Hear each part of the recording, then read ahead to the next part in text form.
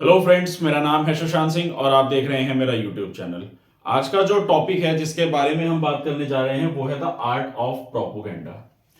इस वीडियो में यानी कि हमने जो लास्ट वीडियो पढ़ी थी उसमें हमने जाना था कि किस तरीके से हिटलर ने लोगों को मारना शुरू करा, क्या क्या स्टेप्स फॉलो करे, किस तरीके से लोगों को मारा, उनके खिलाफ किस तरीके से नफरत की राजनीति फैलाई, कैसे एक डर का और एक नफरत का जहर लोगों के दिलों और दिमाग में घोला, जैसे ज्यूज जिप्सीज इन लोगों के खिलाफ।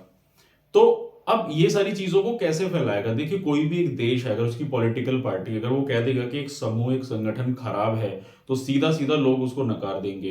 इंटरनेशनल प्रेशर्स होता है, सोसाइटी है, समाज है, वो भी लोग उसको प्रेशराइज करेंगे।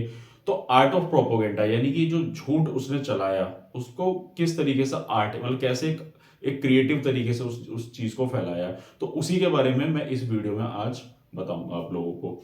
तो कैसे शुरुआत करी थी, तो देखिए बेसिकली होता क्या था कि जब इन जो बेसिकली क्या होता है कि मान लीजिए कह दिया जाए किसी भी इंसान को कि इसको मार दिया जाए, तो ऑब्वियस सी बात है, लोग मारना तो किसी भी इंसान को गलत ही होता है। जो उसने जिप्सीज के साथ या जूस के लोगों के साथ जो किया, उसने जो गैस चैम्बर में लोगों को मारा, वो कहाँ सही था? वो बिल्कुल सही नहीं था। इंसान की हत्या करना तो गुनाह ही है ना। चाहे आप किसी भी धर्म में पढ़े, किसी भी राजनीति में पढ़े, इंसान का कत्ल करना गुनाह है। लेकिन वो सीधा सीधा किलिंग की बातें नहीं करता था। उन चीजों को कैसे मॉडिफाई करके वो मीडिया के थ्रू लोगों तक ये आवाज फैलाता था और किस तरीके से करता था। इवन जिन लोगों को उसने मारा उन लोगों को भी नहीं पता होता था कि उन लोगों की वो किलिंग करेगा। तो कैसे देखिए उसने आर्ट का इस प्रोपेगेंडा का इस्तेमाल करा, देखिए। So playing with the words मतलब अक्षरों को ही खेल गया। किस तरीके से?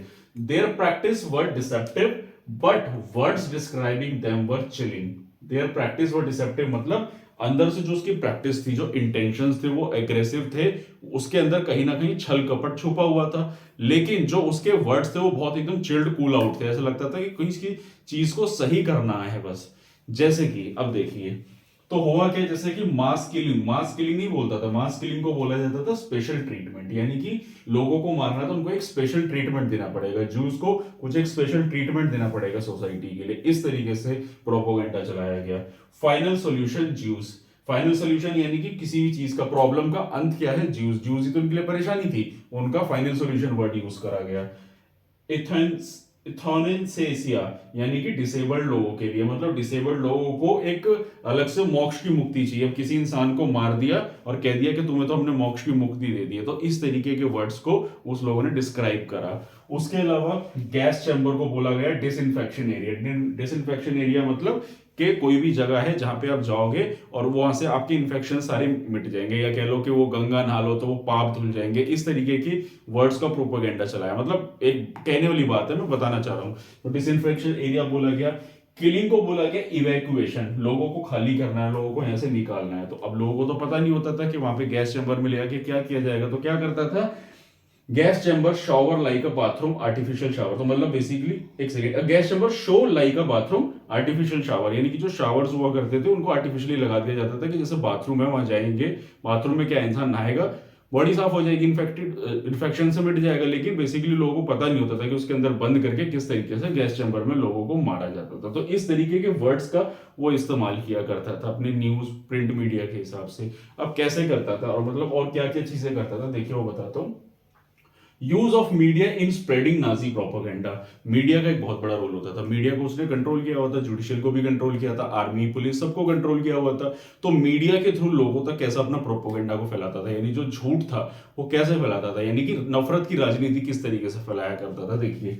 तो क्या करता था, Nazi idea were spread through visual images, films, radio, posters, catchy slogans and leaflets. तो अब आप लोगों को थोड़ा थोड़ा आइडिया हो गया होगा कि पॉलिटिक्स में कैसे नफरत फैलाई जाती है, किस तरीके से नफरत फैला रहा था हिटलर, ठीक है। उसमें इस तरीके से पिक्चरों में, मूवीज के, वीडियोस के थ्रू, जैसे आजकल सोशल मीडिया वगैरह चल रही है तो उसमें लोग कुछ भी किसी भी के खिलाफ कुछ भी बोल दिया करते हैं। तो ठीक उसी तरीके से उस जमाने में भी ये चीज हुई। लेकिन वहां तब सोशल मीडिया नहीं था, तब मूवी, रेडियो और इन चीजों के थ्रू, जैसे अब मूवी है, मूवी में कोई मैसेज देना है लोग तो किसी भी तरीके से कोई मूवी बना देते हैं, उसको दिखा देते हैं, लोगों के दिमाग में एकदम हिट कर जाती है वो चीजें। तो उस तरीके से एक प्रोपोगेंडा चला है लोगों को बताने का। डायरेक्टली कुछ नहीं करना, सब कुछ इनडायरेक्टली करना। उसके अलावा जैसे कि enemies of German were stereotype. तो यानी कि जो जर्मनी के जो दुश्मन हैं उनका एक स्टीरियोटाइप का मतलब होता है किसी इंसान के प्रति एक धारणा बना लेना, कि जैसे कि कहते हैं ना कि लड़की सिर्फ रोती है, लड़का नहीं रो सकता, तो इसको हम स्टीरियोटाइप कहते हैं। ठीक है, लड़की जो है वो काम नहीं करेगी, वो घर में रहेगी, लड़का काम करेगा, ये स्टीरियोटाइप है, स्टीरियोटाइप सोसाइटी में बना देते हैं। ठीक है, तो वैसा ही स्टीरियोटाइप स्टेटस बना दिया कुछ लोगों के लिए कि ये जर्मनी के दुश्मन है और उनके खिलाफ एक प्रोपोगेंडा चला दिया, ये लोग गलत हैं। जैसे इंडिया में होता है ना, जैसे कास्टिज्म की बात करूं तो कास्टिज्म को लेकर लोग अक्सर हिंदू मुस्लिम सिख ईसाई आपस में जो ये कम्युनल वायलेंस देखने को मिलता है, तो इस तरीके की चीजों को अपनाया कि ये धर्म गलत है, तो ये कम्युनिटी गलत है, वो लोग गलत है। अब डायरेक्टली नहीं बोला, उसको इनडायरेक्ट वे में रिप्रेजेंट करना मीडिया के थ्रू। ठीक है, उसके अलावा सोशलिस्ट एंड लिबरल, सोशलिस्ट और लिबरल लास्ट वीडियोस में मैंने आपको बताया था वो क्या हुआ करते थे। तो सोशलिस्ट और लिबरल्स को क्या बताया गया, weak, degenerated, malicious foreign agents, यानी कि वो जासूस हैं, वो फ्रांस जो हमारे दुश्मन कंट्रीज है उनके जासूस है, ऐसा एक प्रोपोगेंडा चलाया गया और उनको एंटी नेशनल बोल दिया या उनको देशद्रोह का करार दे दिया, इस तरीके से प्रोपोगेंडा चलाया। Use of movies to stereotype Jews, example eternal Jews, तो यानी कि जो ज्यूज कम्युनिटी थी उसको पसंद नहीं करते थे, तो मूवी बना दी, दिखा दिया कि उसको जल्लाद दिखा दिया, ज्यूज लोग जो होते हैं जल्लाद होते हैं, वो इस तरीके से करते हैं, उन्होंने हमारे जीसस क्राइस्ट को मारा, तो इस तरीके से एक नफरत फैला दी ज्यूज के खिलाफ। तो ज्यूज को मारेंगे तो कोई उनके साथ फिर सिंपैथी नहीं दिखा पाएगा, इसलिए ज्यूज को एक सोसाइटी में गलत स्टीरियोटाइप सेटअप करके बना के दे दिया, दिखा दिया लोगों को, किसके, मीडिया के थ्रू, मूवीज दिखाई और रेडियो के थ्रू इंफॉर्मेशन, इमेजेस बना दिए, पैम्पलेट्स बना बना के इस तरीके से प्रोपोगेंडा को चलाया। उसके अलावा they were treated as the vermin, rats in the pets as it compared, मतलब जानवरों के हिसाब से उनको कंपेयर करा करा कि ज्यूज लोग जो होते हैं जानवर जैसे ही होते हैं, कीड़े मकोड़े हैं, उनसे उनको कंपेयर कर दिया।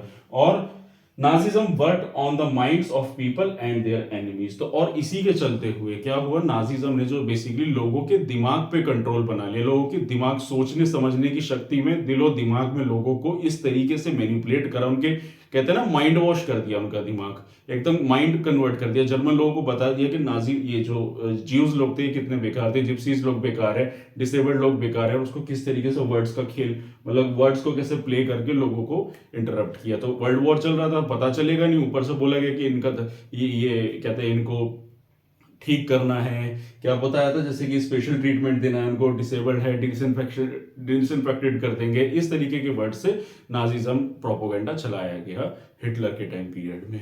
तो दोस्तों ये था मेरा टॉपिक जिसमें मैंने आपको बताया था आर्ट ऑफ प्रोपोगेंडा के बारे में। तो अब हम इस चैप्टर के बस अंत तक आ गए हैं, लास्ट एक वीडियो और बची है जिसमें मैं थोड़ा सा बताऊंगा वहाँ के ऑर्डिनरी पीपल लोगों के बारे में, वहाँ के लोगों के बारे में, सोसाइटी के बारे में। अब हम बस वो और पढ़ेंगे, उसके बाद ये चैप्टर खत्म हो जाएगा।